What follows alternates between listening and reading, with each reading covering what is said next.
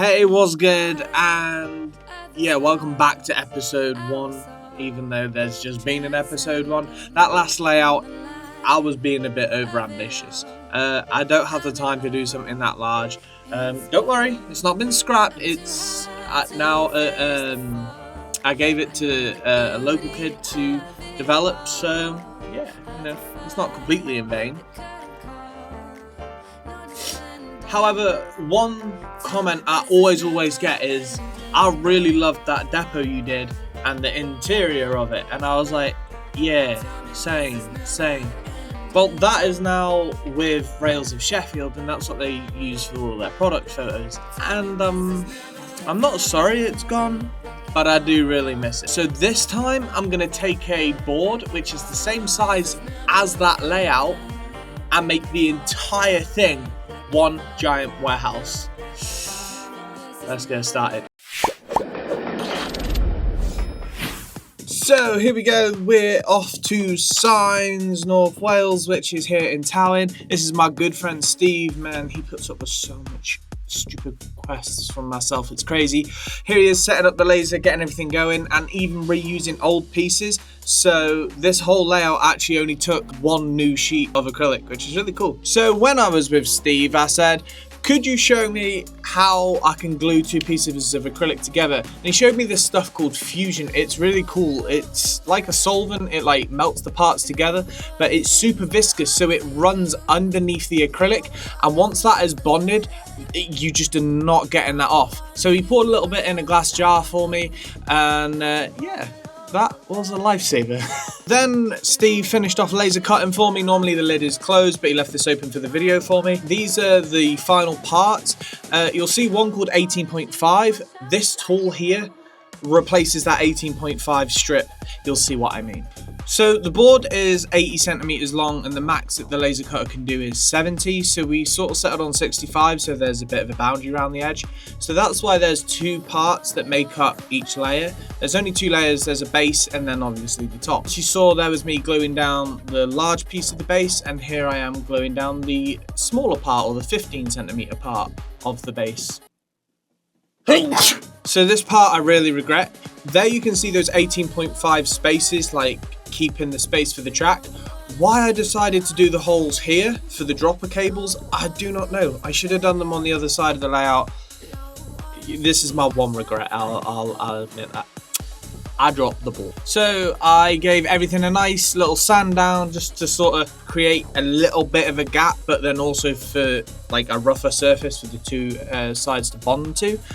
Once I'd finished peeling everything off, here is the fusion, and as you can see, I'm ventilating this space because this is basically soft chloroform and I don't want to wake up 2 days later. As you can see, I'm really making sure it is running into all the gaps, making sure it's getting everywhere, and like I say, it's a nice viscous fluid, which means it runs everywhere and it really gets under there, and that bond is tight. So here is the 14mm pieces that sit in the 18.5mm groove. There's that little tool I was on about. I don't know why I didn't think of doing this in the first place, and why I actually tried even cutting 18.5mm little thingies, but yeah, as you can see, it holds the spaces really nice. It's well, white tacked or blue tacked, I don't know, and it just holds it in place. As you can see, it is the perfect width for bullhead track. You'll see why I'm going to use that in the next video.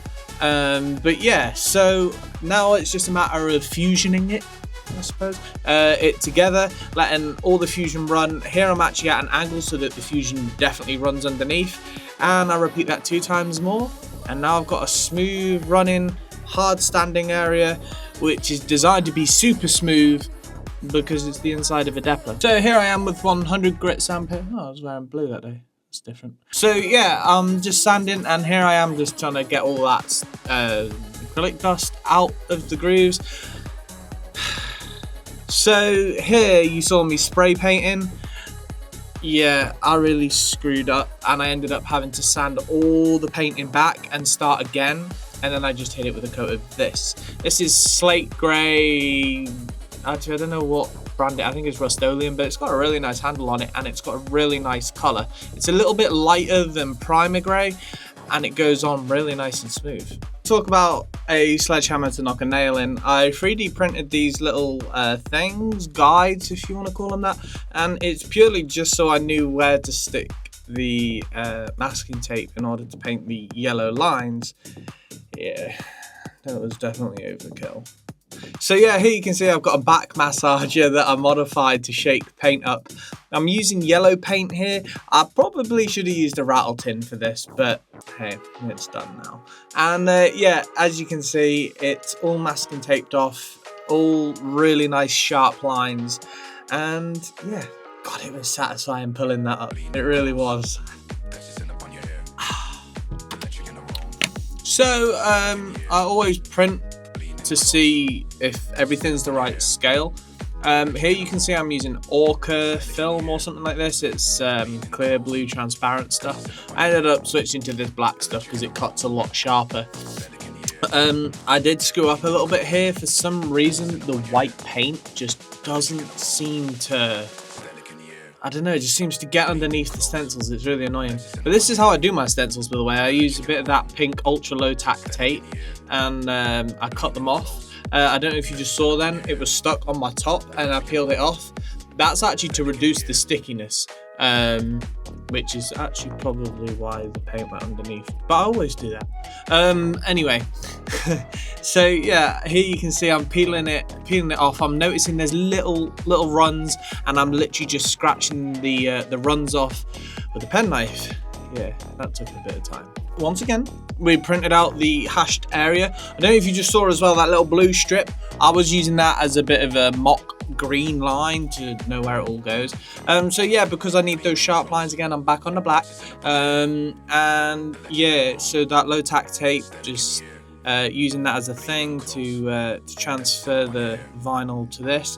I hit it with the yellow. I'd actually taken the needle out of the airbrush just to fire the yellow out. Saved me some minutes, that really did. So yeah, I peeled it all up and it pretty much came out perfectly. And I stuck this to my top as well, so it must have been the white paint that was being funky. Yeah, I need to get over this. I need to get over that. Save. My software's crashed like 5 times doing this. And now finally, it's time to do the green lines. And we start off with blue lines and pink paper. How about that? So yeah, the pink paper just goes in between, because obviously I'm trying to keep as much of the tape off that yellow line as possible. I used the Orca Plast so I could actually see the yellow line edging through. Here I'm just cutting off the edges just so it all flows through. Here is the zebra crossing and just another little strip for the end piece to go from the bottom of the zebra crossing to the edge of the layout thing. Here I got some little people which I just stuck down, and it just to indicate that it is a walkway. And yeah, so I can't remember what green this is. I think it's like flat dark green or something. But yeah, so this is what I was using for the walkways, and yeah, it went on real nice. It's a nice dark colour, so it contrasts nice and well. And I just peeled it all up, and I'd say pretty much everything was perfect on it. Nothing really went wrong here. Yeah, there wasn't really much corrective stuff, but as you can see, it's so clean and perfect. So I hit it with a gloss varnish before I then went on to add a bit of weathering just to dull it down and make it look a little bit used, which is this bit right here. I really wanted to do a subtle weathering, like I didn't want to do much. So here you can see I'm adjusting the pressure and how much the needle pulls back on the airbrush.